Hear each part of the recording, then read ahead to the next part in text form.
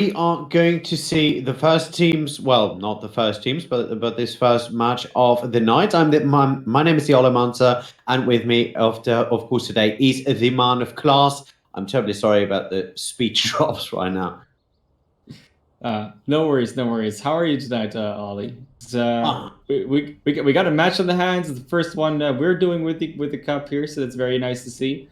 Starting off Ilios, two lovely teams going to Lighthouse. Everything's very illuminating. They're about to start picking their heroes because the doors are already opening. It's all great. It's all good fun. I'm looking forward to it.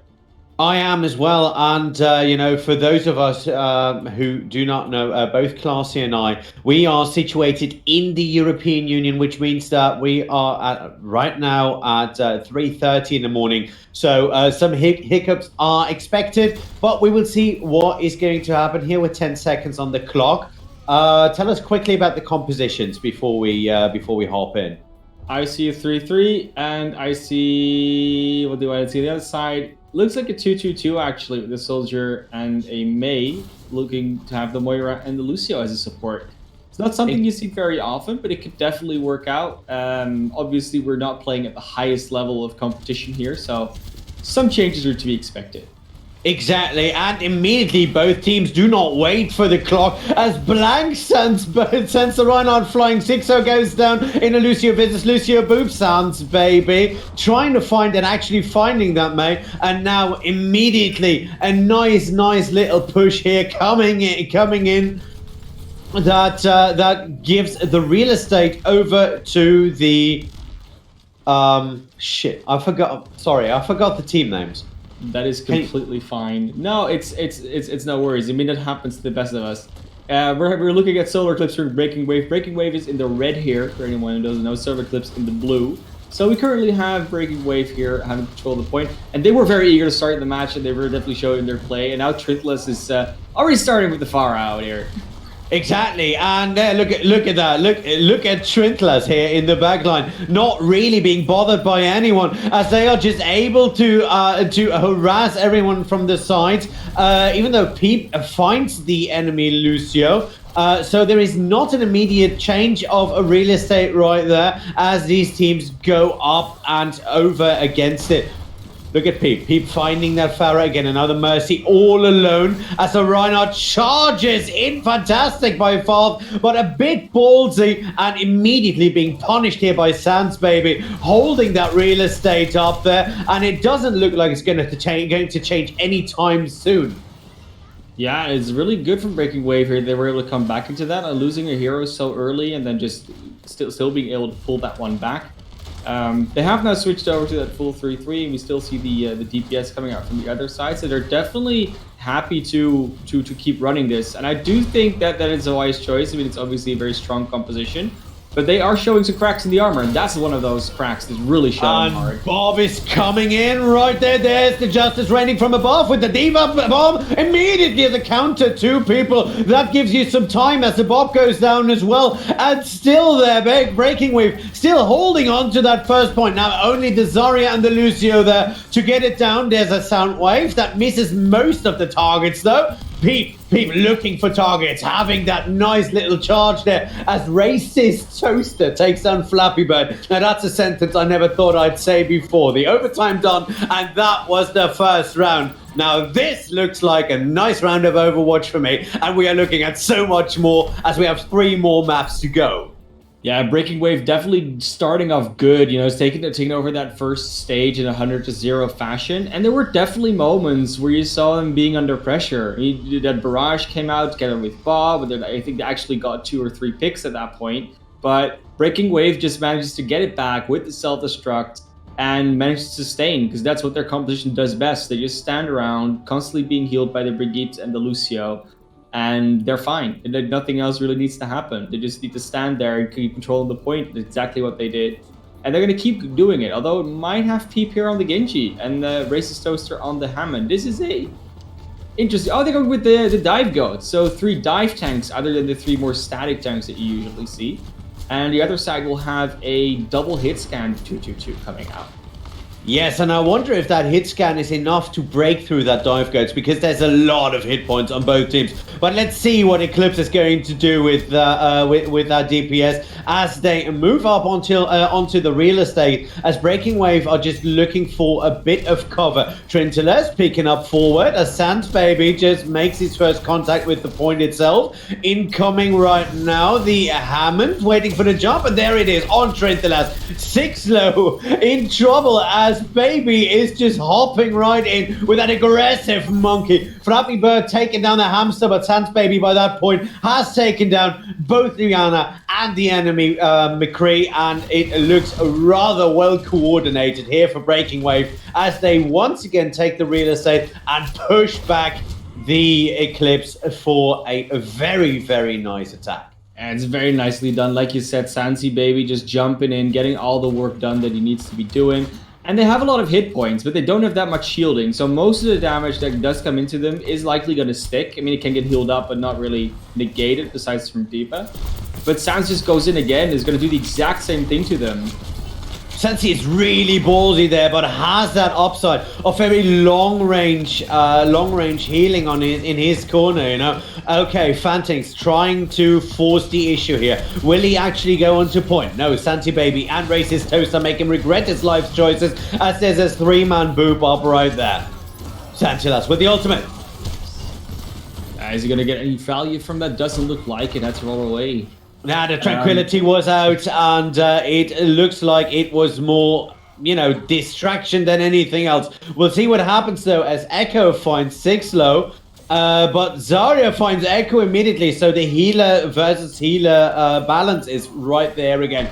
Peep, and there's a shatter going right in. I think that was a mischarge there from Barton. And he was unable to follow up on that as Blank and Sansi Baby just put the pressure right back in the other corner. Sorry. And it's all these small things you see happening, right? Because Echo just walks into the middle of the enemy team, manages to get the kill onto 6-0. And I mean, he dies for it, but I think you'd rather have your Ana than your Luciamo situations. Now the mines come out, you just keep punishing them. Oh, and the propaganda is out. So right now we're looking at ult versus ult with the Tobelstein in there, the Diva Bomb, but to no avail. That timer was ticking down and there is nothing you can do about that. Very, very nice attack here, once again by Breaking Wave. And we'll see if that is a King of the Hill thing or whether or not we already have a favorite versus underdog situation. What do you think? It depends, right? I mean, we see Breaking Wave coming out with these very determined compositions. They're not really having to switch anything up. They really know what they want to do. The comps work. They seem like coherent compositions that we've seen before, things that just they've been proven over time. And Solar Eclipse looks very experimental. They run these 2-2-2 compositions because they want to run this DPS style, but they're not really getting their DPS in good positions. They're not able to create the right space, and it's all to do because I feel they're not really as practiced on the compositions, so these compositions are a little bit newer to work with than Breaking Wave using methods that they can, I would say, just copy it from the pros, but that is almost what they're doing, right? They're looking at these three compositions that have been very popular. And there's been so many examples of how they work that it's much easier to make those work than trying to run something unorthodox against it. No, that's definitely true. And I see that the Solar Eclipse are bringing Flummox in for the next game. Exactly, they have had a substitution out. Now, since we are so early in the league, I'm afraid we don't have any stats for these players just yet, but that is something that should come in the near future, as the production has told me. So we'll see what is going to happen here on Paris, which is going to be the next map that is going to be played by these two teams. Now, this is a classic 2CP kind of map. What are we expecting? It's more than classic. It actually takes what we mostly see out of 2CP to a next level. So with a lot of 2CP maps, there's often this early choke. A choke point on the first point defense and the first point offense as well. But with Paris, that's an even narrower choke and a very singular choke as well. Like there's no real side entrance that you can take. Plus the respawn timer, so the respawn advantage for defense and offense are more emphasized on Paris than they are on any other assault map. So those are things that are very iconic for Paris. That's also a reason why a lot of players and a lot of teams have had a lot of criticism on the map, because it's so defender favored, and then a lot of or attacker favored in very weird situations. But what I'm mostly excited about is, are we going to see something with Orisa compositions? Are we going to see Bastions? Are we going to see Junkrats? Are we going to see Baptiste? Are we just not going to see the same sort of dynamic that we just had? Because that was Alilios, it looked very dominant for breaking wave, but it could be that Solar Eclipse actually has more of a preparation on this map. They're starting on the defense, so they can definitely set the tone to maybe get like full holdout. But it will depend. Well, exactly. So you're expecting a classic bunker comp that that would just set up here on this little high ground a little bit, and that might actually just give them some time to breathe before the wave just tidal waves over them. Yes, pun very much intended. Okay, we have 20 seconds on the clock right here. What I find funny about this map, and maybe I'm not right about that, you're the more obviously the more knowledgeable of the two of us, is how this map switches from attacker favored to defender favored, right between point A and B. Yeah, and you would think that the first point should be defender favored, and then to a large degree, if you have a very strong chokehold, it can actually be very defender favored on both A and point B. But it's always a bit weird with assault maps. That's like part of why it changes a little bit current PTR coming in. That you see this dynamic of, if you win the first point convincingly, then you can just roll on with the ultimate advantage and win. And because the points are further apart from each other, and the spawns are further apart from each other than other assault maps, that is sort of a dynamic that starts to disappear a little bit. Because a pick on the attacking team, especially when they attack point B, is so much more punishing. So yeah, that's an interesting dynamic. But we see bunker. We exactly. I was about to say there's a farm with a farm. See. So that is the interesting double punch of cheese, as I would call it. This is fantastic, just cheese from a tube. Let's see, on the other side here, we see a classic, jumping comp, the jumping bodies here with the Winston and the D.Va, flanked by some flanky DPSs and some, one long-range healer and the Lucio. Yeah, and especially the Nano Blade and EMP combo is that's always like the Hail Mary. If you can't break it with that, you'll never break it. So that's why you see this combo come out. Exactly. But they still need to execute it, and there's a lot you can do as a team. Racist Toaster jumping in and just testing the water as Blank is still there on the backline, together with Pete, both of them not down. Well, I said that when Trinidad finds the double, Flummox taking Racist Toaster out of the map, and suddenly it looks as if the Wave are in trouble here, with 3 people actually being caught out. No way out of that. The only one who is firing into that shield is a mini D.Va right there, and just waiting for that mech to come back up, hoping to be able to just boost out of it, but I don't know how much time they're actually going to put into that. Brintlax now finding the side lanes here, as there is a cheeky little thing going on the side, but at least he's expecting it. Peep actually being shot out of that stealth, with Baby now on point. That Farah holding the fort in the back very well. Blank and Toaster, in the meantime, holding that Bastion accountable for his actions. And Thrillax finds 2 targets yet again here, straight on point. So it looks like the wave is being broken as of this point. What do you think of this early attack up till now?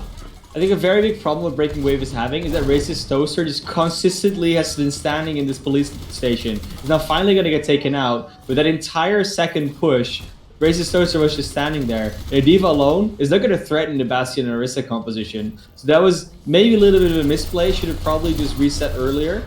Because now they only have 1 minute 40 left, and they don't even have a D.Va ult to work with, which would be very nice. But they do have the Nano Bleed EMP combo. This is the one that you would normally see break this composition, if anything.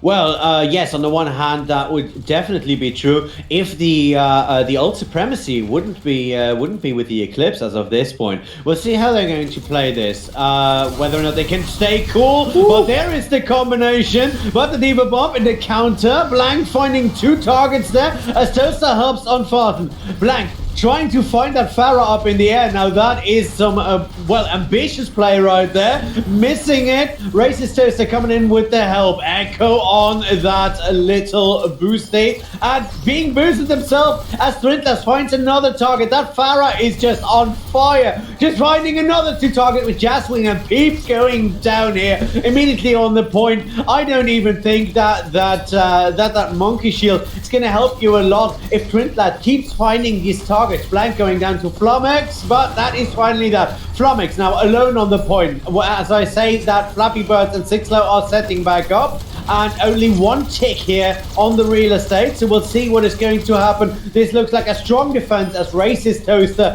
and Sansi Baby bite the baguette. Yeah, so much power out of that Farah. Just consistently shooting. The only reason why Thrintless eventually went down is because they managed to pick off Eerie. And yeah, doing a very good job here on that Mercy. Actually had to get hacked up not to be able to get the res off at some point by Peep. Peep doing a good job. And Peep has already built up another EMP. This could be another good push, but like we said, the ult economy is just... And they're going to need it right now. That's a Diva Bomb, but the boom is huge for people. There's the bomb. This is what I call a nuclear explosion. And this just turned this entire map around. You were so close there, Eclipse. Well, that was beautifully executed. Yeah, and like the EMP can just break the entire thing up, especially if you have such a nice bomb to combine it with. And if they had that bomb in the previous attempt, then they would have been able to already pull that off. But obviously, Racist Toaster hadn't been able to build it up. And now they're very close to the Nano Blade. They could break this open, but the Nano Blade is very hard to get off against this entrenched Bastion composition. You can just get shot down by even trying to dash towards them. Yeah, this little platform that Flappy Bird is on, that is Bastion heaven right there. That is where he lives. Look at that. Especially with that Orisa shield perfectly situated. No peeking right there. So they're going to have to do a flank route. Let's see what they're going to do with this situation. As Thrintless is already looking for the off angle. Look at the fly. Look at the switch off. Look to go. I don't know exactly what they're going to switch off to. Does look like they might want to go for something like a 2-2-2 with them with the Reinhardt Zarya, so they have a little more of a route where they can walk in with cover. Meanwhile, their front line just gets taken out by the Bastion over and over again. I mean, they're just trying to get in here, but I mean, there's no point in trying to get in there. I mean, for the Sombra there is like the Sombra can get some EMP charge, but you have to be able to get out, Peep. You have to get out. You can't just keep peeking and think you're gonna get away with it. Yeah, at some point you get a rocket to the face. I mean, that is bound to happen. I mean, I would expect them to go hard on a flanking route, maybe get a hamster in there, you know, just to up the speed on that and get these guys off of that high ground, because you can see so many approaches up there, and a guy like Flappy Bird will use that, you know, that knowledge and that sight line to do exactly that. And there's his ultimate coming in. That was expected here. Blank now versus Spartan, but Thrintless is trying to hold it up, but that nano just keeps you alive for so long as both Thrintless and Farthing go down. Eerie goes down. There's another Diva Bomb right there, finding Peep and Echo going down as Flappy Bird takes Racist and Jaswing down. That attack started as quickly as it ended right there, with Flappy Bird just holding his cool head, just using the ultimate first and then just shooting the ever-living crap out of people. Yeah, very nicely done here from Flappy. Definitely coming back. It was also very nice of Flummox to just stay away from everything, then throw in the bomb, gonna pick as well. I don't know. I mean, they have a very good grasp of this defense, and they're actually gonna go over to the McCree, so they're gonna get off the Bastion. It's gonna be a little bit less static, and I guess I can understand that because they've been a little bit under pressure there. Yeah, exactly. And when Blank was able to jump in, take 2 targets, I thought it would have been over, but they didn't even get the first tick right there. But look at that side attack here. Double Reinhardt all the way. Phantom Winstad as Flummox takes on Santi Baby. Racist Toaster goes down as well. Flappy Bird finds Echo and Jaswing as Farton fire strikes the Blank. And this is one heck of a defense right there. Now a mobile defense that just works as a unit. What do you think about this bit? I think they're doing a very good job of recognizing what their problem was before. They're very static. They're very open to the EMP. On this point of the map, it's far easier to just walk around with the Reinhardt and only have like a 5-meter engage rather than the 20 meters that it is on point A. So they're doing a very good job of recognizing that they just had to switch up that Bastion after they use their ultimates. And now they're close to a few others. Flemmox still has to get back into mech, but they'll have the Deadeye, they'll have the Transcendence. They'll even have the Shatter almost. And let's see what they're doing with that. Echo leading with it, with the EMP coming straight up there. Blank finding Farthen immediately. Thrintilas shot and hacked out of the sky. And now suddenly this looks different. But Sixlow there with the Tranquility getting back up their main tank. So this might just actually work. There's a shatter for Sansi Baby. And Flappy Bird tries to counter it with the time teller. But it's not going to happen. Sansi Baby still in trouble though. Helped by Peeps and a Blank. Trintilas with the Justice finds 2 targets. Okay, first tick is down as Eerie is, grounded right there by Peep. I really like Peep's Sombra, by the way, I have to say, getting 6 out as well. But the defense holds. Defense holds, and it's all due to just the fact that they kept getting picks as well in the defense. They were sort of trading out kills rather than overwhelmingly winning a team fight. And on Assault, that's just your detriment. It was going very well, and they were getting the picks, but they didn't keep getting the picks quick enough, and they were losing their own players inside of Breaking Wave as well. So they're not going to get much further than 48.5%, but that's still decent. I mean, that's still a win condition, of course. I mean, 48% is definitely good on that D-point Paris. Yeah. and like you said, Peep doing a very good job on that Sombra. I mean, definitely hitting some very good EMPs. If it hadn't been for those EMPs, they would not have even capped first, let alone kept overtake on second. So Peep very showing up a lot right now, but it kind of shows you that bunker composition, unless you have a Sombra, it's so hard to take that over. And yeah. Speaking of which, I have to say I had to disagree with you when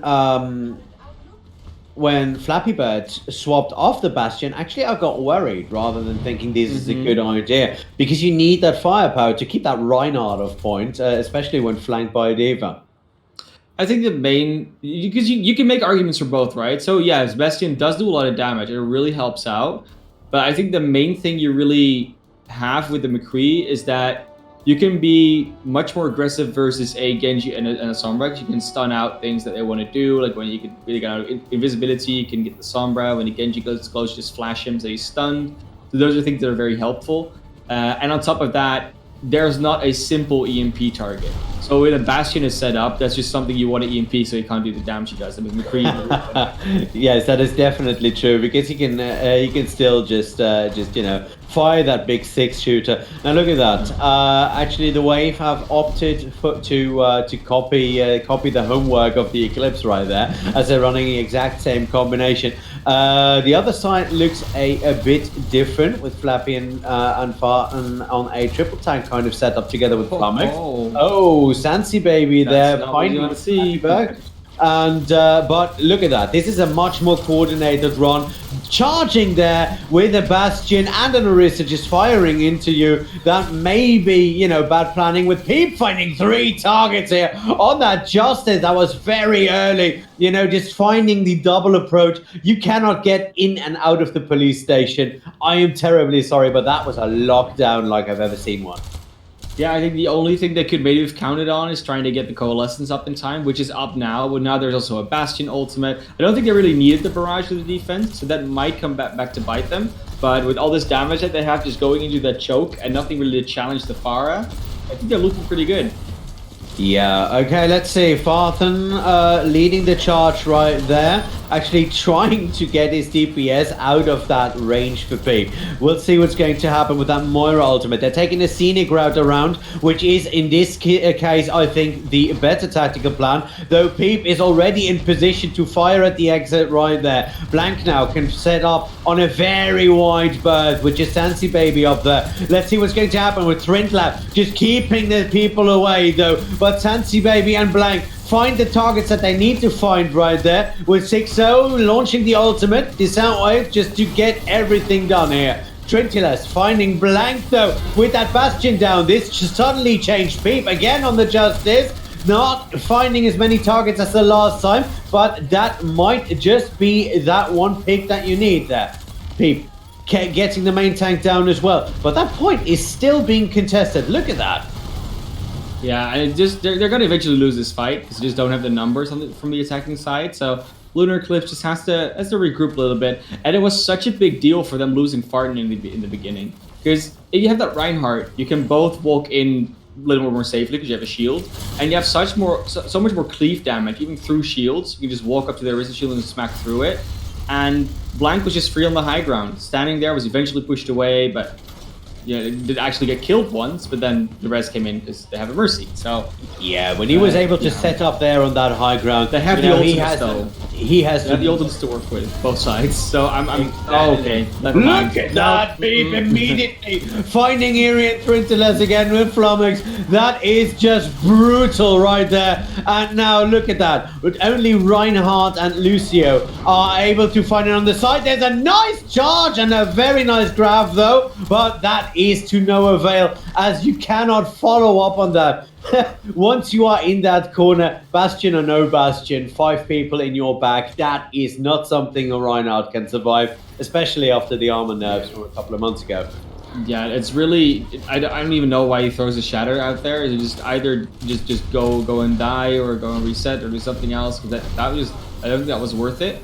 Exactly. But yeah, there's still so many ultimates for both teams. This could be Eva Bomb big. coming in, not finding Almost. anything. That was very close though, together with that Turbelstein. But look at the wave. Wave now with the ult advantage, especially with that with that Orisa Bongo still up. Now that is finally going down though. The timer is not in favor. There's the bomb for Racing Toaster. Finding another 3 targets as Sansi Baby gets Eerie down. That is one hell of a ticking over time. And the Breaking Wave take this one, I wouldn't say dominantly, but at least more coordinated. Yeah, you gotta wonder, it's always those things where you're saying like, yeah, what if they had run a different hero? Things like, because we saw a very, very successful Sombra come out. Here we see once again, like Peep throwing out the EMP, and then the Racist Toaster comes in with the self-destruct. And you gotta wonder why there was no switch coming out from the side of Solar Eclipse at any point in time. Thinking maybe we just take a little bit of a different approach, so we can maybe do something more against this bunker composition than we do now. Because they kept just walking in through the same route, trying to do the same thing, and every single time they kind of got caught out in the exact same way. Yeah, maybe they're just betting for the for whatever feels nice, the familiar. Yeah, thing. and it's something that they've maybe practiced before, but then you got to wonder if they've played with that composition against the bunker composition, how much success they've had with that in the past, and if that's something they, because obviously this is not the first time they've seen such a composition like that. It's actually been taken over the game by storm a little bit, especially on Paris.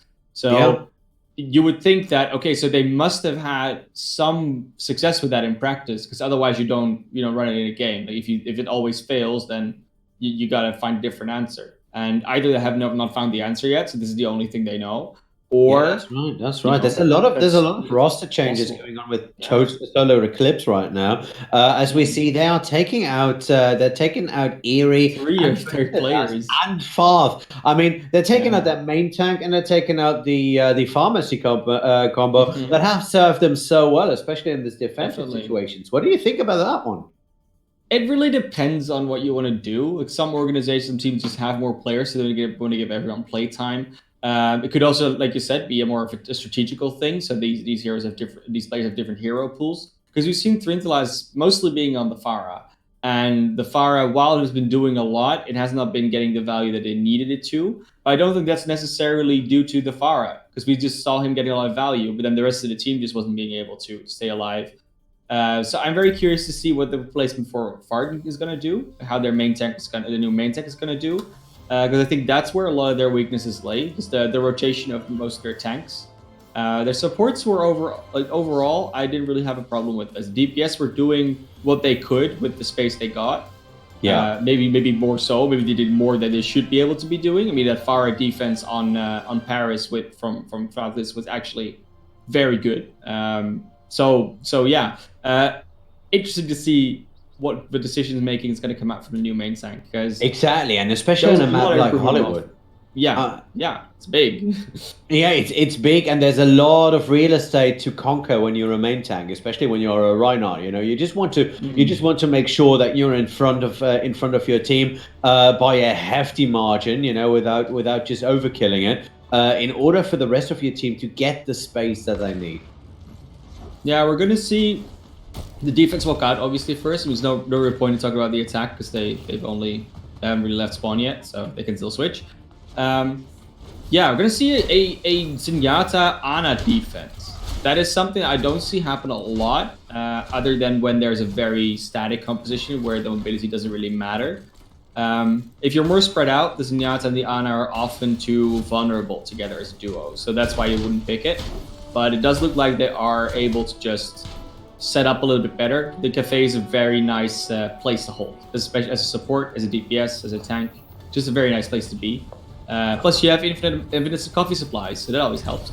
That is definitely true, especially at 4 in the morning. That is just what helps. And there's my favorite Covenant. Racist Toaster is playing the Hammond, and I love a decent Hammond because that is a game changer right there. With that jumping body combination going in, people immediately trying to go for the back, but Sansi and Echo being held up there by Flappy Bird in that little cafe up there. Blank and Jazzwing, I don't know why they are still in there. What are you still doing there? You do not have the body advantage. And that just means that you will need to wait for a tiny bit longer before being back with the rest of your team. I don't know why they didn't just back off there. This looks a bit staggered for me. Yeah, it does look a bit staggered, but obviously, once again, it's not the highest level of play. So all those quick resets and all the nice strategical play and just the automatic, oh, we've lost this fight, we're going to pull back. That's something you see happen in Overwatch League. You won't necessarily always see that happen here. Jumping in on the Hanzo, trying to find something to do with that. Very, very aggressively as Flappy Bird launches the ultimate and takes him down. Racist Toaster still alive though. Sansi being rezzed by Jazzwing, but giving up their life to do so. I don't know whether or not that was the best thing to do right there. With Sombra just backing out. Sombra saw the writing on the wall, and I think they're resetting right there. And you can tell us what they're not. Trying to tell us. They're not resetting because Racist Toaster's going in already with another jump. Has the mines online, it goes very low. So now they have a little bit of a pause. Does look like Sansi Baby already wants to jog back in. I think they're going to go around a little bit. They want to try a different angle of approach, just going around the back here. But they need to get everyone there. And Jazzwing's the last one. Exactly, and Toaster is launching up there. Maybe a bit hard there with that EMP. Blank finding the target. I think Racist didn't want to waste his mines, even though that is perfect real estate for him. There's a counter bomb coming in. Flummox finding Jazzwing as Peep finds 6-0. And there is a nice little hack on a Diva. And, you know, when you hack a Diva, it's just one big old battery. So it's the nicest thing in the world to do. And that is the first third of this capture going over, and I do not think that they won't be able to get more. They won't be able to get back in and defend for longer. But still, 2.5 minutes, nothing to sniff at, and very nicely done. You do see Flappy Bird now going over to the Sombra as well. They just want to try and match that EP. They've seen the power, so now they want to use it to their own demise. And Racist Toaster can have a lot of trouble with this Sombra. That's like the main thing. So people already going down here. They might not get as much free real estate as you normally see on this map. That is exactly that, you know. On the other hand, Toaster still has that ultimate, so it could be a real problem here if they can find that opening. Blank and Sansi Baby trying to capture the high ground. That might be a good indication. But Sansi is hacked and needs to pull back right there. Blank getting Flummox out of that Diva Bomb, and there we go. That's a shatter with the bombs in the back line. This could go either way as Blank finds Toasty Crawler, and Flappy Bird indeed takes down Racist Toaster for that juicy bit of ult charge. Jasmine even gonna get a res back in, so that's not okay. So he's still in the Mercy just because they have the Valkyrie up. Don't want to give up that ult charge. But yeah, they're not finishing off targets very well here on the defense. I would like to see them try and do that a little bit more, chase targets down, because there's a lot of targets going low. You've highlighted a few times, and then the target just gets away. Doesn't even get healed up very quickly. Now Sansi Baby going very aggro with this primal though. Once you Yeah, just but that divide is the exactly defense. what you need to do. This is what we call the real estate maker right there. That second point, get that time bank back up. I mean, that was just beautifully executed. With Toaster now going in, you know, still making that little bit of real estate. Especially with Flappy Bird, you know, underwhelming me on the counter there. There's an ultimate for Peep. Let's see what they're going to do with that, though. Bomb coming in, not finding any targets. There's the Danger Noodles coming right in there as Jazzwing goes full Battle Mercy and just tries to find that X-Wing fight. Blank in the ultimate, going in on the target. 6-0, responding there with the Tranquility. As Echo goes for the revenge kill on Toast Crawler. Well, Toa Crawler? I don't know. Blank finding 6-0, and that payload is not stopping anytime soon. These guys are just, you know, paid parking this thing all the way to the rest of this place, unless the Eclipse can, you know, bundle up, do something about this. Let's see what they're going to do with this. Yeah, and a big deal about it as well is that they've kept using this Transcendence and not getting any kills while using it. And that's a big deal, because you're basically invulnerable against the composition that they're running right here. So exactly. You should be able to get some free damage out, right? But they're not able to do it. There's the EMP for Peep, and it looks like it's going to be a very quick finish here.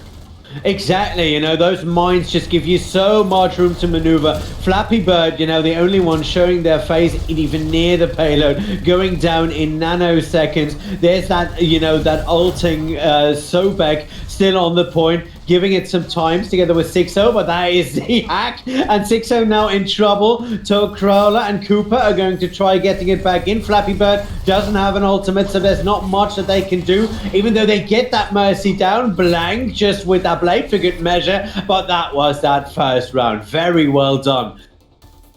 Yeah, such a good time bank as well. It's not just that their attack was strong, it's just they took a while to get the first point. It took them like 2.5 minutes. And then afterwards, they just kept steamrolling through because they had 1.5 minutes left, and after point A, and they finished with 2.5 minutes. So that basically means they gained a minute after that, which is, I mean, first of all, you had that ultimate on the monkey right there, and you know, Racist Toaster, even though they counterpicked him with the Sombra, made a lot of free real estate with that pressure, I believe. Yeah, and sometimes it just has to do with the fact that either Racist Toaster is very familiar, you know, playing against a Sombra, knowing where to position because the Sombra won't be there or will be there, or they're very good at countering the Sombra. Could also be that Flappy Bird just isn't that familiar with playing Sombra in general. So a lot of good Sombra players right now they just know how to play against Wrecking Balls because, generally speaking, you know, he comes in, you hack him, and he just kind of a sitting duck. But yeah. If you're not that familiar with the Sombra, or if you're not familiar as a Sombra versus the Hammett matchup, then I can understand that being a little bit tricky. And we're going to see, once again, this bunker setup on the defense. And we saw them have a lot of trouble breaking this the first time round. So I'm very curious to see if they're going to change anything up on their approach as opposed to Paris. And they're playing mobile bunker with Peep opting for that Symmetra. So this could actually just work out, especially in their favor, you know. You just drop that teleporter pad and, you know, you let the entire bunker comp just hop positions. That is so much fun to see. Yeah, how they're going to deal with that, I don't exactly know. We'll see. I'm curious if we'll see a self-destruct being teleported. That's what I want to see.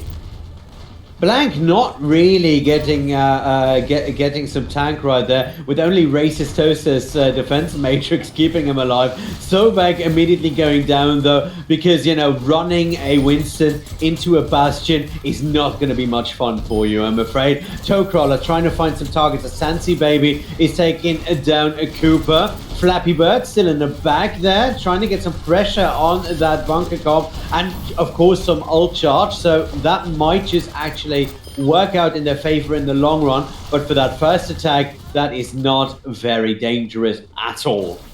No, it does seem like the DPS don't get their ults as fast on the defense as opposed to Paris, where they obviously have that barrage and that tank mode up after their first fight. They don't have the Symmetra or the Bastion ult up right now. And there is a barrage from Toecrawler. Whether that will be any good or get any value, that's another question, because they do obviously have this Baptiste that can just put down an immortality field. You can maybe just teleport away from it. There's options for the defense. Exactly that. Plus, you need to get close, and Blank doesn't make that easy for you on that bastion. And they're taking the scenic route. Let's see what they're going to do with it. Okay. So you want the Pharah to get above this roof, above the cafe, so she can actually get very close before the rush. Oh, Justice into the shield, into the counter shield, not finding any targets though. I wonder what that was about. Racist Toaster, 6-0 and Torcrawler. Racist Toaster, really fantastic with those Diva bombs all night. So this is fantastically played right there as Blank charges the ultimate as well. Only finding one target, but that was mostly because his team already cleaned it out right there. I wonder whether or not that was just bad timing on Blank's side, or whether or not that was a coordinated defense effort in their point. But at the end of the day, it worked out, so all good in my book. 1 minute 45 still on the clock. Yeah, the biggest problem there for the attackers was that the immortality field wasn't taken down. They actually, you saw a lot of damage coming on the defense, but they just couldn't finish off the immortality field, so the last damage actually stuck as well, and the kills were coming through. So the only one dying there was Peep, and then they have a Mercy, so Rez will just come out. There is a EMP now, and there's not a lot of positioning to deal with the EMP here. They're just not really doing anything to save themselves from it, I suppose. I wonder if they are even counting ultimates, whether or not they are counting on that EMP to come out. If anyone is saying, hey, they might just have EMP, but right now they're just stalling it out. There it goes, boom. Okay, due to the height difference, that wasn't as big a bomb as it could be in terms of pure kills, but fantastically done. Sovax and Shitlow now sitting in there with Flappy Bird just cleaning up the point, and the real estate goes over to the Eclipse. Very well executed, very well timed, really nice counting, and I am sure that the Eclipse are looking at each other and are quite happy with the way that one turned out. Yeah, especially now that they're still trying to set up this bunker on the high ground, but they're missing the elevator, so Blank has to now go to a bit of a weird position without the Orisa. Sansi Baby already being taken down, so they're just feeding over these kills that they really don't need to be doing. And that's gonna come back to bite them. It's gonna come back to haunt them. And Blank and Echo still trying to run away, but they're not gonna live. They're gonna die eventually. It's just all buying time here for the attack. Especially, you know, trying to run away on a bastion is like trying to find the slowest train and making it from New York to LA in a single day. That's not going to happen at all. I mean, Toadcrawler finds Jazzwing right there. Immediately, look at that. The Eclipse now in a position to just park this puppy straight up, you know. Sansi Baby, there's nothing Sansi Baby can do against that Pharah up there, you know, unless being aided by other teammates. So they're not being able to get even close to that second point there. And there's the propaganda coming in for Flappy Bird. I don't know why they would launch that, but maybe in a, you know, in an attempt to just park this thing, and you know, Sombra ult getting back up again. There's a nice little bomb there, 6-0, launching the ultimate, forcing the tranquility. I think the Diva bomb was actually worth to do that, but we'll see how this will play out in the long run. Toaclaw actually finding Blank and Jazzwing as Flappy Bird gets Toaster out of that mech, and the payload has been parked. And look at that time bank, 3 minutes going in. Talking about gaining a minute, the Eclipse saw what the Wave have done and are just copy-pasting it and actually improving upon it, and that is very impressive. Yeah, it does look like there's going to be some switches here. Sansi Baby will stick with the Orisa because often ults seem very valuable. Usually you'll see team just go to the Reinhardt, and there we go. They are going to switch over to this double hit scan. Blank was already on the McCree, Peeps now also on the Soldier. They really don't want to deal with this pharmacy anymore, but there's going to be another EMP for Flappy pretty soon, so they can just EMP Barrage, EMP Self-Destruct, and they'll just have another fight win. And there hasn't been a team fight since the point trial. Immediately finding Echo's Immortality Zone. There's a bomb coming in on the high ground with a double kill for Black and Racist Tosa. Beautifully done. And this is a hard push now with the Battle Mercy coming out. Flappy Bird getting Sansi Baby away. No tanks on the side of the wave. And the Eclipse are just forcing the issue. The Ana in trouble there with Flappy Bird and the Monkey going full ham on them. There's Racist Toaster now on the Hammond. Toa Crawler firing something in. there is some time indication from the McCree, but that does absolutely nothing. And even Cooper and Sixo are just pulling their weight. Sixo firing some really nice balls into that. And this is far from over. Very well done. Flappy Bird showing that he is very, very comfortable on that Sombra if they want to. And this game is open. Game is definitely open. And I think a lot of that, sure, they played very well on the side of Lunar Eclipse. But there was such an issue from Breaking Wave coming out where they just weren't able or weren't willing, or they just didn't regroup, maybe switch up compositions. They were never actually defending anymore after that point fell. They were still stuck on the composition that they really shouldn't have been playing. Then they didn't switch off in time. Then they started to switch things off, but then it was already too late because they didn't have any ultimates on anything, and then the attackers did. So very big problem for them, recognizing if they go back over that, it's like, why are we still in this composition? Because they didn't have a team fight until late into the third point. And yeah, that wasn't even a fair team fight because they just needed to have the ultimates. It's going to be the same defense they're going to put up. Actually, Pete will be on the Junkrat this time, so no Symmetra. That will just give them more spam. I don't know if it will give them more value. That's always the question you want to ask. Yes, the potential is there. The potential for a lot of damage is there, but are you also getting that damage out? And that's the actual value you then talk about.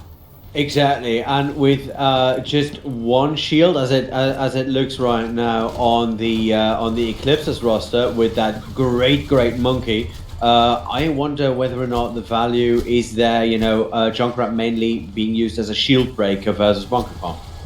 Well, on we do see the Roadhog from Toa Crawler here, and I'm interested to see what they're going to do with that because they don't have a something like a Orisa to halt them into position to be hooked. Maybe they're counting on Flappy being able to hack Sansu Baby, so the shield isn't there, and then they hit the Bastion away. I don't know exactly what they want to do, but yeah, Flummox already going out of mech, so that's not a good start. Oh, Sobek going and forcing the issue yet again. But on that first point, once again versus the Bastion, it is optimistic as best as Toa Crawler is getting down as well. Peep here, speaking of value, taking down Cooper, Flummox, and Sixo with the help of Blank right there. Flappy Bird going down as well to that nice Bastion, who is now just, trying to look for those stragglers. It is as if they have heard our prayers, Suddenly they're confirming kills, trying to play the flanks. So we'll see what's going to happen next with Flummox going in on that next attack. Yeah, there will both DPS ultimates will likely be up here for the defense. Toa Crawler going back over to the far. Does not want to deal with that Roadhog anymore. That's so much damage over it. Flappy, very cheeky. very cheeky. This could be huge if the EMP comes out in time. That is very true, but there is no follow-up on that EMP. So I wonder what is going to happen right there. I mean, there's the propaganda, and it is called right there with Sobek just monkeying about actually being a Nano right there, just getting Racist Tosa and Sansi Baby out of position. But it doesn't look like that will be enough. I mean, Blank, look at Blank launching the ultimate. Only Flummox left on point. Toa Crawler up in the air though, as this is far from over. I would have expected them to put the button on this one in terms of the wave, and it took them a lot longer to clear that out than I expected once that EMP wore off. Yeah, one of the biggest things that keeps happening is that Jazzwing is able to keep getting those reses off. If those reses don't come off, then you're in a much better position. I think it was actually the Orisa that got rezzed, and then Jazzwing went down after that. But if you have taken so much effort to take down the Orisa, and then the Orisa is allowed to step back up, then gets the Baptiste behind her with another Immortality field, it's just so much damage you have to do to get through that. And you didn't have the EMP, you didn't have the barrage, so yeah, that's just a problem. Also, Echo was allowed to get away, just run away from that fight, and then walk back in with full health, use the Immortality field again. Yeah. It's all these small details, and it sounds like, oh, but then you kill that hero, right? It's not that simple, obviously, but the target priority, like who do you kill first, and who do you chase, and who does what, who chases who, those are all those nitty-gritty things you have to get into once you really get into this team play thing. It's not like your casual ranked game where half of your team isn't in voice, so you try to run around. It's like you have to actually think about these things before you even get into the game. It's not the same as you don't have like 30 seconds to think of everything. No, you have already practiced these things in scrims, etc. That is definitely true. What I did like as a bit of a highlight for that last round, Flappy Bird with that cheeky little, little snake. That was super close, and that Diva didn't know what to do with that at the first point. Absolutely. Okay, let's see. It is Torbjorn time, though. Yeah, it is Torbjorn time, and I'm very excited to see this because they don't have that much range to deal with the Torbjorn turret. The Torbjorn turret's gonna shoot onto the point while fights are going on. It's just on the flank. And Toe Crawler, I mean, interested to see what he can do with the gun as well, because that's always the hard part. If you can shoot well with a Torbjorn gun, that's where you get the value. Yeah, and that is where you get the damage. I mean, damn it, Torbjorn primary fire is painful to see. I mean, looking at that, the Bastion right now is the bigger issue right there. As the Eclipse are just firing it in. I mean, Flappy Bird, a really nice position. Torcrawler taking Sansi Baby out. It is a tank buster, that Torbjorn. And the best thing about that Torbjorn turret is, of course, it helps in the position. They took down Peep's Translocator. They did, but Peep still managed to get away. And Flappy Bird doesn't do anything about that. Unable to do anything about that. If that Sombra wants to get away from a Bastion, usually she does. I know they have to get really back into position really quickly because they're not there and the attackers are already in there. On the hack right there with the Orisa as Sansi Baby jumps up, cakes at Immortality Field, and this could potentially be a lot of pressure that they now have to work with. But Flappy Bird uses the ultimate there on that Baptiste to take down Jazzwing, Sansi Babe, and Echo with the help of Flummox. So there's a lot of things going on there in a quick succession. But at the end of the day, Flappy Bird just holds it cool together with Sixo, who gives an ultimate that was immediately valuable, and they just clear the point easily with just 30 seconds on the clock. Let's see whether or not Peep's EMP can change any of this dynamic. It's the big one. The Torbjorn ultimate needs to be big. It needs to deny all the space where the Dragon Blade wants to get worked on. And there he goes. The Blade is out, and the Immortality Field is out. Let's see what's going to happen. The Propaganda not really finding a lot of targets with only 6 and Cooper and Torcrawler. But there is the Torcrawler's ultimate. The Torbjorn ultimate finding Racist Toaster. And Flummox taking down Blank. Torcrawler still in control as Sansi Baby goes down as well. Now Jazzwing and Echo in trouble as Torcrawler is in their backline. Jazzwing finding it and actually going down to that with only the Lucio alive, and a Racist Toaster in trouble all by himself on that point. This does not look as if they're going to do a lot of that. Now, staggered attack, Sansi Baby on the ultimate, but immediately getting hacked by Flappy Bird here, all by himself as Toa takes the double on Blank and Sansi again, ending this round. The Eclipse win just based on time bank points and that last little bit of cap on the third map. Very nice. I'm curious what's going to be. Oh, it's going to be Torcrawler, one of the barrages. I think that was that our first point? No, it was the second. No. That was before they capped it, just before, and then they could just end it off with the barrage. Exactly, yeah. I think they did. I don't actually know. They might just not have used it because there were a lot of good direct hits there. Nicely done. But yeah, that was just a lot of good execution, and that was where the Torbjorn really came in, right? Because both the EMP and the Nanoblade were gonna be pointed at that Bastion. And the Torbjorn was just standing in the staircase waiting for that to happen so he could just throw the molten lava everywhere where the EMP follow-up and the Blade follow-up was going to take place. So you cannot actually stand there anymore. Then the Diva goes down. The Genji is just stranded because he can't get back because he has to go over lava. And the Sombra, I mean, I didn't even see where Peep was at that point anymore. So that was a very nice change that they did because obviously they ran a different competition before. And both teams adapting a little bit. They both changed something on their second defense, which is very nice to see. And the attacks were also a little bit different. So you see these teams, they have some plans. It's not like they're just getting into these things, which is always good to see. That is true. That is true. Let's say up until now, players I really like is Peep on that Sombra. I mean, very good control, very good timing on the attacks, and some fantastic clutch hacks that are coming out of that. On the other hand, I really do like Sobek. Sobek's monkey has thoroughly impressed. That's interesting, actually, because Sobek is the Egyptian god who's actually portrayed with the crocodile usually. So, yeah, good to see that he also does work with the monkey. Secret skin confirmed? We will find out soon. Maybe we'll get a Dun, crocodile dun, hero dun. someday. Then Sobek knows at least what to go for. But yeah, we're gonna go in here. Looks like we're gonna go to Watchpoint Gibraltar, which, if we're talking about maps where 3-3 is not played all of the time, that's one, because there's just so much high ground there that snipers are going to be able to do a lot of work. Pharahs are still going to be able to do something. Genjis, Hanzos, just anything you really want to have going there. And still the dive tanks, which for both teams were looking very good. I think both teams have been looking a lot better when they aren't playing the Reinhardt Zarya compositions, at least in vanilla situations. Breaking Wave looking very good on that 3-3, obviously on Ilios. But after that hasn't really come back that much. Yes, that is definitely true. But don't forget that that Sansi baby, at least, is a fantastic Reinhardt that can get a lot of value out of the positioning. Yeah, that's it. Like I said, it's not that they're not doing a bad job, but it's one hero doesn't necessarily always make the difference, right? That's the beauty of Overwatch. Yeah, a carry player is not something you always see. It's always enabled by a lot of other things, and we haven't seen that same value.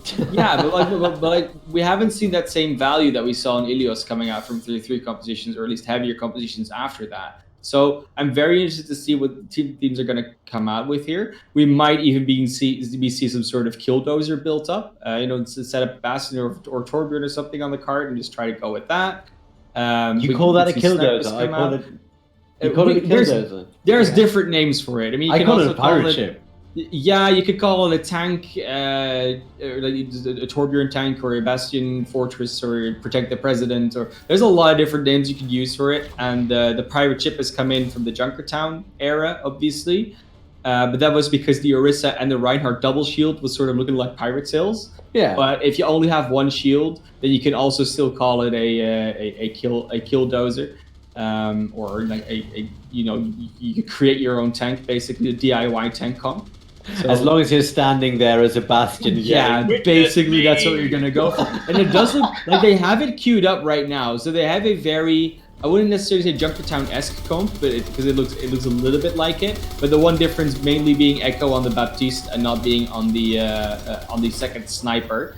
On the defense, though, they are running this Reinhardt Diva weird 2-2-2 hybrid. This is something I've never seen before. Once again, Lunar Eclipse coming out with a little bit of an experimental comp. Yes, that is definitely true, and sometimes it works, sometimes it doesn't. For them, at least on the on Ilios, it didn't work, but they really fought their way back into this. Look at that, Blank and Sansi baby just covering all the approaches as Racist Toaster just gets the real estate up on the high ground. But this is where these things get interesting, Now they jump down and immediately the poop has hit the pirate ship as Flappy Bird is finding Peep. Blank now with the double on Phantom Tissues, Mech and Phantom itself. Sobek going down as well, and immediately the defense doesn't really have any tanks there, with Blue only in the back on the high ground, not able to hold this up, and this should be an easy clap cap for the first point. Blue trying to stall a little bit more so maybe the rest of the team gets a defense, but it doesn't look like they're going to be in position. Actually surviving that. How did Blue do that? He must have a guardian angel. That was fantastic. I mean, a good nade from Cooper coming in, but still, that was Flappy Bird does lose the duel to Peep in the back, so Peep no longer on the Widowmaker here. That's an interesting switch because Widowmaker keeps being very strong in throughout this entire thing. 6-0 could be big, is behind them with the Zenyatta, just pumps in the damage, actually takes on Blank and Sansi Baby. That's a huge play from the Zenyatta. That is fantastically done. Where's your damage? And Phantom Tissue takes Jazzwing. Blue takes Sansi Baby, and suddenly defense has woken up. This is absolutely not what I expected. I expected to at least, get a couple of meters more in there. But 6-0, that was huge with that double on that Zenyatta all the way in the back there. How did he get that? Right? I mean, I know why he was there, because they were still on the defense. They tried to do maybe defense, so he was already set up on the high ground. So he was just still there. And my main concern is how did they not notice that Zenyatta took down both their Orisa and their Bastion, because that took him like over 6 or 7 seconds, and someone's gonna turn around. But now they don't have to turn around because they know exactly where everyone is, straight ahead. And exactly, so back in the heck.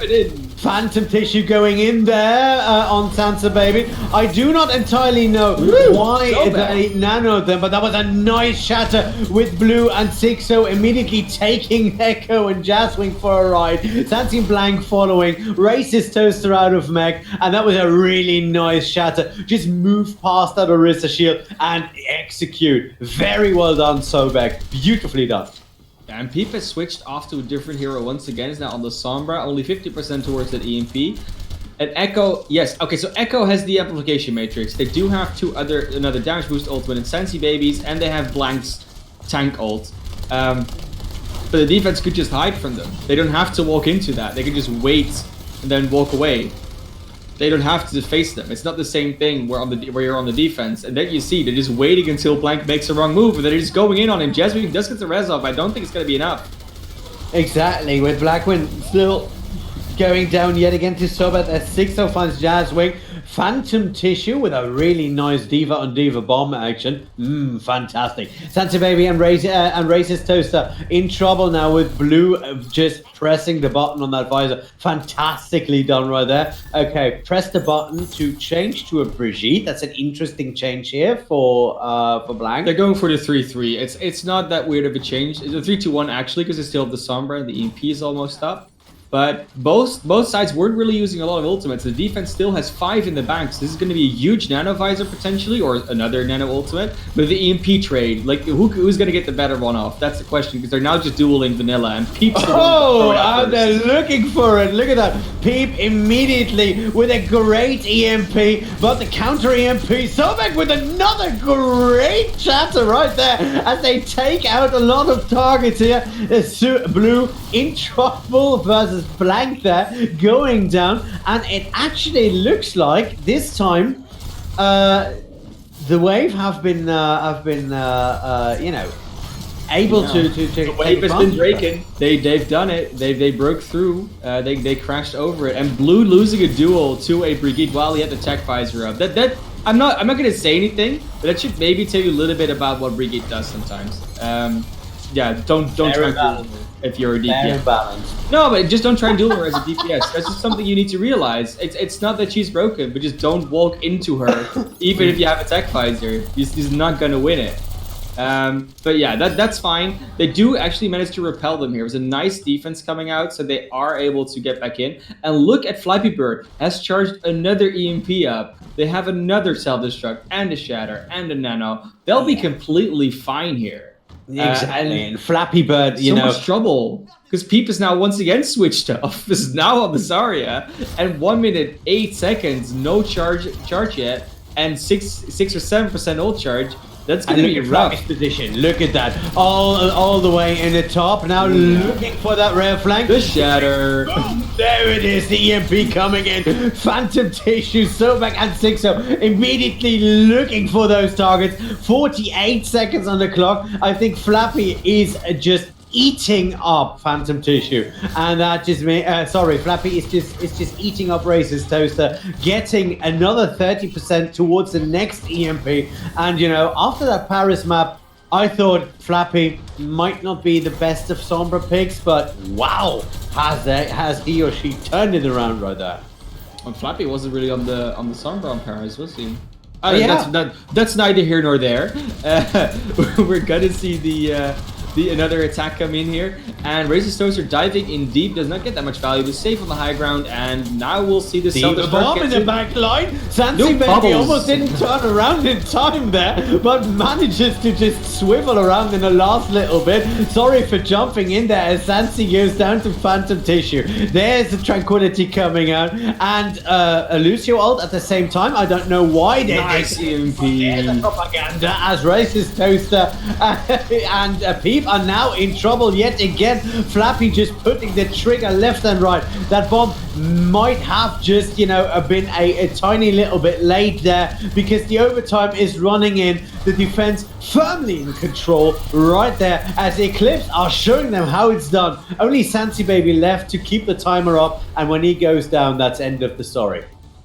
Yeah, an interesting pick from going for Dorado. Oh, sorry, for Dorado. Going for Gibraltar, and then running this attack composition, then switching off. Once again, there was this, I wouldn't say unwillingness to switch straight away, but they really had this thing where they didn't want to switch or didn't switch quickly enough. It kind of looked the same as their Hollywood defense, where it took them so long to have like formulate a new plan of attack that they just gave so much room and so much ult charge and just resources in general towards the defense that they eventually just kept running into a wall. And you know what happens when a wave crashes onto the shore? I mean, it just falls apart.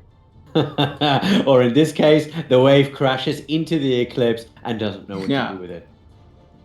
I mean, hey, lunar eclipse, the moon does control the tides, so it is an interesting relation that these teams have, even on a team name basis. That's already coincidence? I think not. Probably not. No. You could say it's coincidence, but that's something that just doesn't exist in this world, right? Who would think that there's maybe like a larger entity that does something. We do see these. They say they're going with this bunker again on the defense, right? But Peep is now going to be in the soldier because high ground. Raining down damage. Didn't really feel the Widowmaker from Peep. Didn't see a lot of value come out of that. So, yeah, Soldier might just be a better pick in this case. And the mobility also helps a little bit, even though Widowmaker has to grapple. Yeah, Widowmaker in that case though was very heavily pressured by that Tracer, which is why the early switch had to occur. Yeah.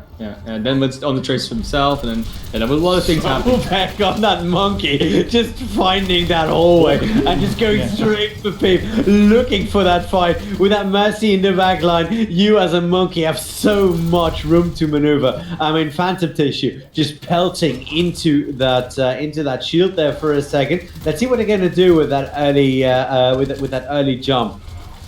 Yeah, can they get past? Oh, they get Jazz Amazing! Jazzwing goes down. That's big. No res coming in. Cooper and Sixo and Sobek also go down though. So this fight looks already to be over, but they get the payload past this place.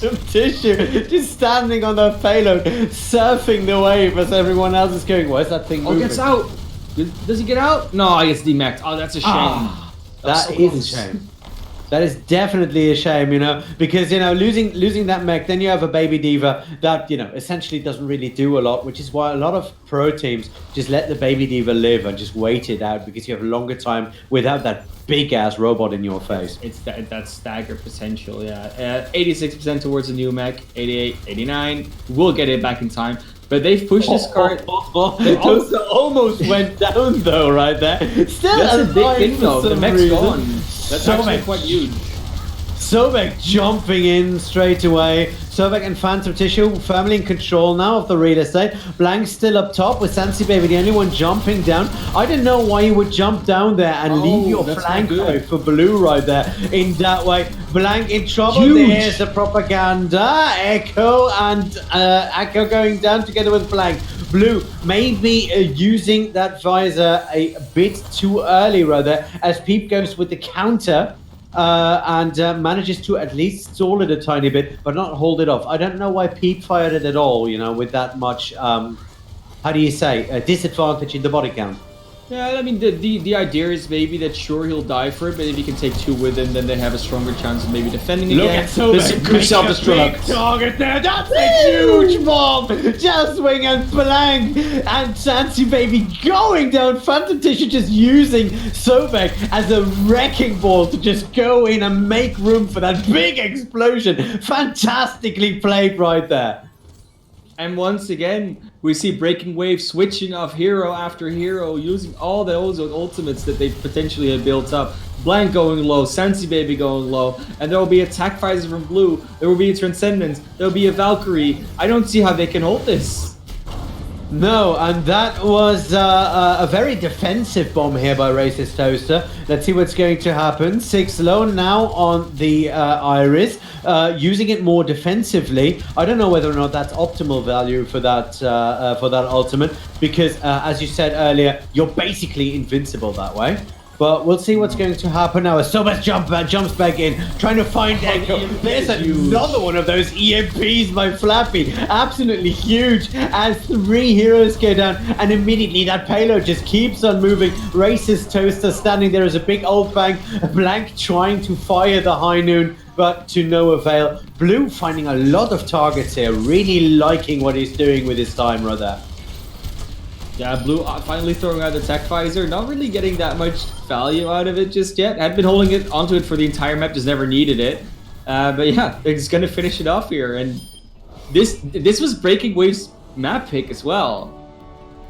I mean, that is a disrespect right there. I mean, Blue though had a lot of kills done without that without that visor, and fired the visor twice to questionable logic. But apparently didn't really need it. No, he tried to sort of do something with it, and the Wrecking Ball came to his face, and the Mercy almost barely escaped with the Valkyrie. So he almost got value from it, but just not quite. But that's fine. I mean, sometimes you don't. The Soldier Ultimate's not one that's often very impactful. Sometimes you see it to help with a lot of cleanup, but it doesn't often happen, especially without the nano boost to help it out to really get that much value out of it.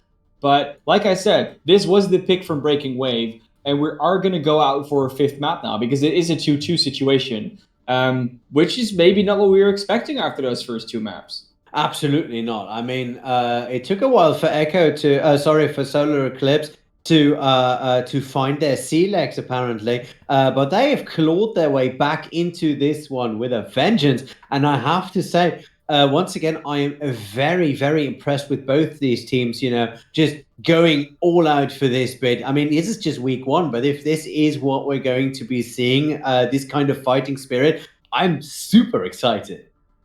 I'm super excited, and I mean, we're gonna go to a map 5 here, and once again, like I said, you know, it's always heavy to see that happening, but map 5, I mean, it doesn't happen that often.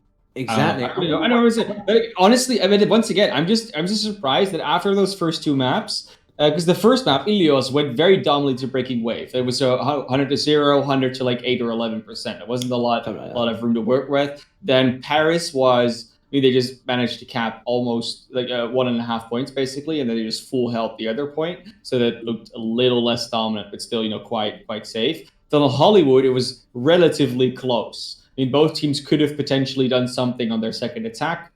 And then on Gibraltar, we get to this more Solar Eclipse favored matchup. So we go all the way across the spectrum, where we start on Breaking Wave being very, very dominant, and we go all the way to Solar Eclipse looking very, very good. And now the question is, where are we going to end up? Because, you know, if the trend continues, we should just have a dominant victory from Solar Eclipse here. We could just have a complete turnaround of Breaking Wave do it, or we could end up somewhere in the middle, where it's going to be what are your close. predictions? We go to like the 3rd point. I don't know. It's hard because if we go to if we go to another place, I don't know where we're going to go, because I think we're going to go to another control map, and I don't know which ones we're actually supposed to be playing. Well, they are checking right now. Yeah, whether or not we've set it up correct. I think map 5 is just always the same map. I don't think anyone actually picks it. So I think we're just going to be playing Oasis regardless. And what I think is interesting about it is that within Ilios, you often have the opportunity to have a little bit more DPS comps, especially on Well, which it didn't see as the point. But on Oasis, there is only on University, DPS is a little bit weaker. But when you get to Gardens, when you get to City Center, that's where these mobile, divey DPS type competitions really come into play. Sombra is a very good hero on the map. Fire works very well. And both of these teams have been able to work with those picks. But Breaking Wave was very much stuck to their 3-3 when they were still in Ilios. And they're still going to do that on Oasis. Then the question is who executes it better, because Solar Eclipse's DPS on Ilios didn't look that strong, but then they've switched up a few heroes, so they no longer have Flintlass in their part in this in their Ares, and then their Toa Crawler is now not in there anymore. They keep switching things around, Well, there's one. There's Actually, we one get Farden thing. back. Farden, we can actually get back. So Sobek's going to get switched out. I'm not sure if I would completely agree with that because I think Sobek's been doing a brilliant job. That's another plus, thing. plus on control, that monkey is devastating. Let's be perfectly Yeah, and honest here. especially on Oasis. I think Oasis is the map where besides University, Monkey is and just Winston General is just a very good hero to run. Yeah. So I'm curious to see what I think. Definitely, we're going to see a bit more summer out of Flappy Bird. I think that's definitely something they saw works. Please. So if I have a wish list, that is definitely on there. I need to make one point though. Looking at the Yes. maps that we have played is one thing. The Eclipse is good with payload maps, and any map that hasn't been a payload, the Wave of One. So they've been a bit struggling. Yeah, I agree. I'm gonna go out and say that the Waves have it this time. True, but then again, Hollywood First Point, that is also like a quite a static point, and they both struggle a little bit on that. But then you can't set up a defense with those bunkers. I'm curious to see what's going to happen because I really don't know. And my main question I'm mainly curious to see what both teams are going to run right now because we saw a very successful 3-3 on Ilios, but they don't really look that interested to running it this time for breaking wave. So I don't know what the logic is because they're going to go with. If this is what they're going to go with, that's a very unorthodox composition. I don't really know what that's going to do for them. Well, I like it, honestly. I mean, looking at. I like it. I just don't know what to do with it. I just don't know. Yeah, there's not a lot of data. You do not compute. I mean, the Far Mercy is an obvious choice. You have a lot of open space in this thing, not a lot of corridoring, so you can do some proper damage with that. Even though blue on that McCree must be bloody terrifying in the long run. 6-0 going down though, as Blank finds Flappy Bird there as well. Flappy Bird now on the Tracer rather than on the Sombra. We'll see whether or not that's going to bite them in the long run, as Farthen is trying to get his team to safety, loses his life for that. Thank you, sir. Your contribution has been very, very welcome. Your service has been noted. And Flappy Bird now on the Sombra. Let's see what's going to happen. Firmly in control, though, Breaking Wave. Like I said, I don't expect the Eclipse to be as dominant as they have in the last couple of maps because there's just not a payload where they can work around. Jaswing is taking Pete back up, so the Far Mercy complete yet again and just pelting it into that center pagode in order to get at least that main entrance properly set down. Racist Toaster is making a lot of distraction stuff happen right now as it jumps into 4-5 people before finally being hacked. Very well done there and actually able to survive that jump into 5 people. Good call on getting that hammered in there. Blue finding Blank and still firmly in control on the defense here. Early pick and then just hold this point. Oh, nice there is comes in. Coming in, but Peep answering that with the justice raining from above. The Orisa ultimate is actually just holding it up with the bongo bong. And only Flappy Bird, for some reason, seems to be able to survive this onslaught. Very unconventional comp, but very effective. What do you say? I mean, Blank was just saving it there because the charge came in on Sansi Baby, but because Blank had been rezzed back up, could just flash the flash Farten, so the follow-up didn't actually hit. Yes, he hit the pin, but it didn't actually land on the wall. So that meant Sansi Baby could just turn it all the way around, take down Farten in response, and throw out the bongos. Exactly, there's a High Noon versus an EMP bomb combination. Neither of them finding any targets though. Blank going immediately for Flappy Bird. Racist Toaster using those bombs to get both the supports right there. And suddenly Eclipse are looking a lot worse than they were just a few seconds before that. Farthen finding a couple of targets and actually clobbering a Farah out of the sky. And at 99%, we're going to see a switch of real estate. Yeah, and both teams lost their supports first, but it was actually Breaking Wave losing them, well, first and foremost. And then it kind of came down to who got the better trades afterwards, and the tanks are usually just easier to stay alive with, get more health points, etc. And Phantom Tissue with Farten was able to grab that back, but now they're in the defensive position, and that they're a little bit easier to play against Larissa when she has to come to you. Yes, but you should not. You should not try to have a standard static setup when that racist toaster can just come in and boop it to Kingdom Come. Okay, Flappy Bird finding blank right away, so getting that off angle clear immediately. Very well done. Blue finding Peep there, as now both these hitscan DPSs are earning their sandwiches, if you will. Racist toaster on those bombs. There's a shatter, but not going very far, as Racist Toaster has just made sure that you cannot pass. Yeah, and Jazzwing, while the res was actually cancelled out, does manage to get out alive, so is able to still heal everything up. And that's just proving to be problematic. They're gonna have the 99. OT is gonna start up though, so is anyone gonna make it back in time? No, it doesn't look like it. Yeah. Oh, well done there. Well done there. I mean, the decision from Peep to fire his justice just there, I was thinking maybe it wasn't such a good idea. They might have another push in them, but at that point, it became clear that, with that short of an OT timer, they did a good job at the end of the day. Yeah, but it was a lot closer than we saw the maps of EOSP. No 100 to 0, no 100 to, like, this is up 20%, so...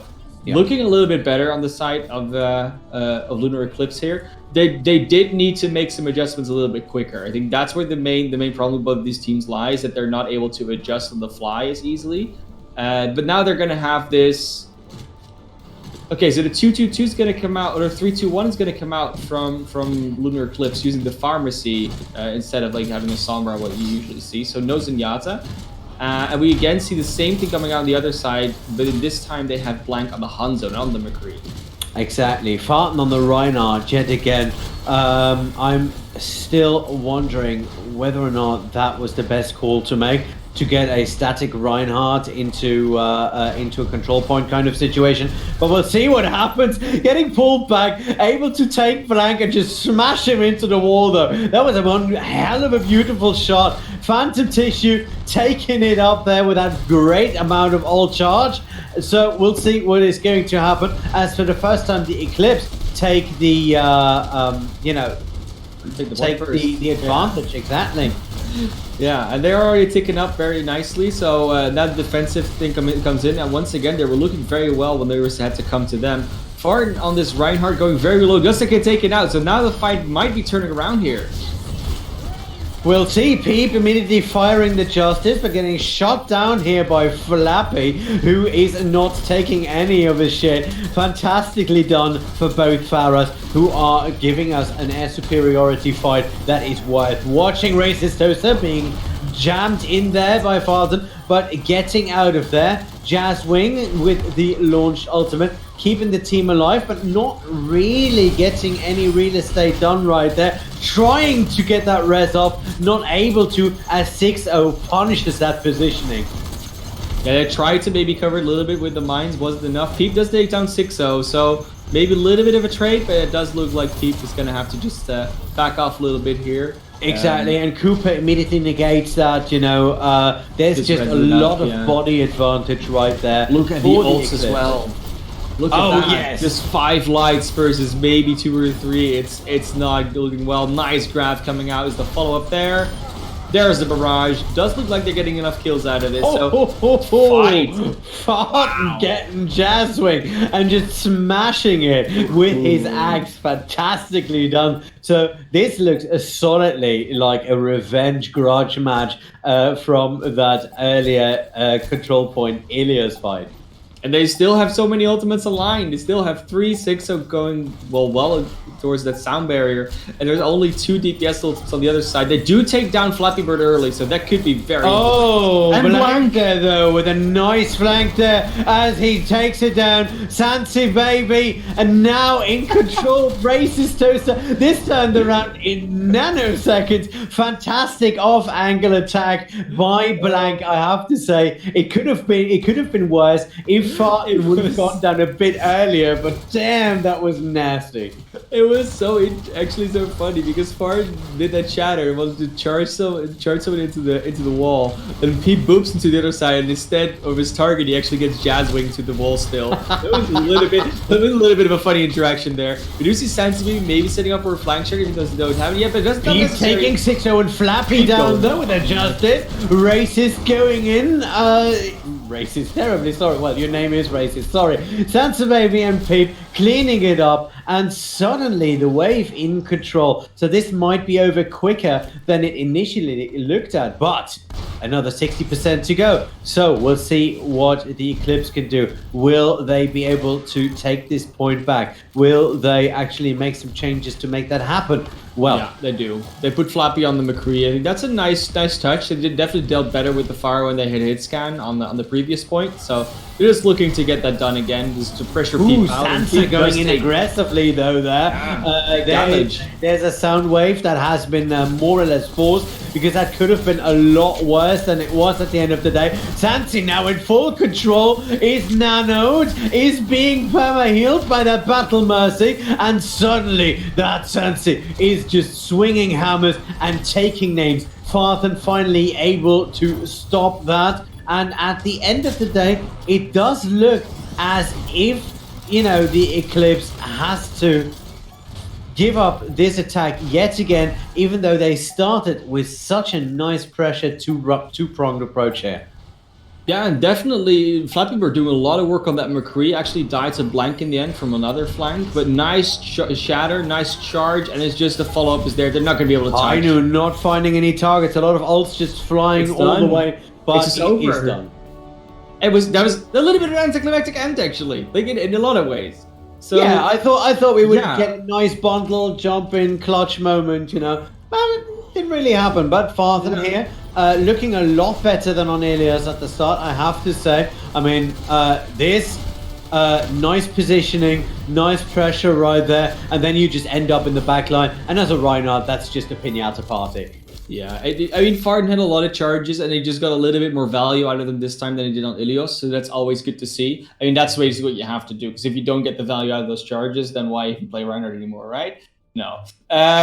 You hear it often, though. Like, Reinhardt's going a little bit too aggressive, so like, oh, you have to unbind your shift key, because otherwise you can just keep charging, or you bind it to something that's a little more, like, harder to press, so you don't just accidentally just keep pressing it out of like an automatic reaction. Hell no. But Farden really one of those Reinhardt just keeps going forward and then gets behind them, like you said. And you know that doesn't always work out. At some point, you really need to get that back, get that positioning a little bit better. But we had a good series. I mean, both teams definitely showed up. Like I said, a little bit of an anticlimactic end. I really thought it was going to be like a lot of proper fight, but they just were ready. They went aggro. They went all the way to their spawn, just making sure that nothing could come back. Exactly. And to be perfectly honest, you know, I wouldn't want to have it any other way. I mean, both Solar Eclipse, Breaking Wave, showing their strengths there. I think in the future of this series, watch for Solar Eclipse on those payload, because what they do is take the real estate, put the pressure in, keep the pressure in. Fantastic. And something we should see in the future. Well, if there's anyone out there watching, and I hope there is, thank you so much for joining us this evening for the OCC match in week 1. It has been an absolute blast. Before we sign out, my name is the Mansa, and with me, the wonderful, the amazing, the knowledgeable, and the very beardy man of class,